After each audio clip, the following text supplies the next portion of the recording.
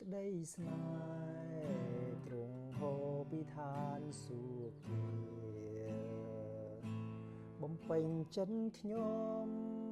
ឲ្យពេញឲ្យបានហូរហៀ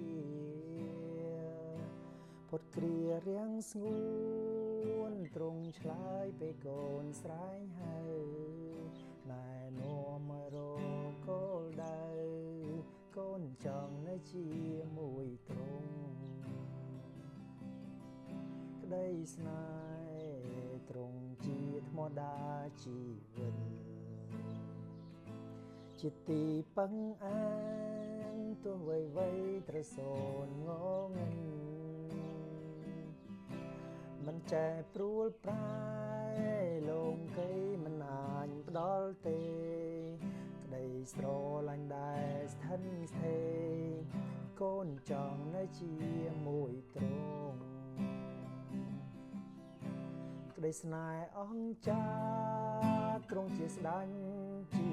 ព្រះបុត្រាដោយក្តីស្នេហ៍ទ្រង់បន់ទៀមខ្លួនមកបំរើ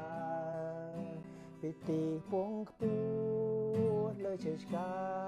ងលះបងទាំងអង្គដោយព្រោះក្តីស្នេហ៍ទ្រង់អង្គចាដោយព្រោះ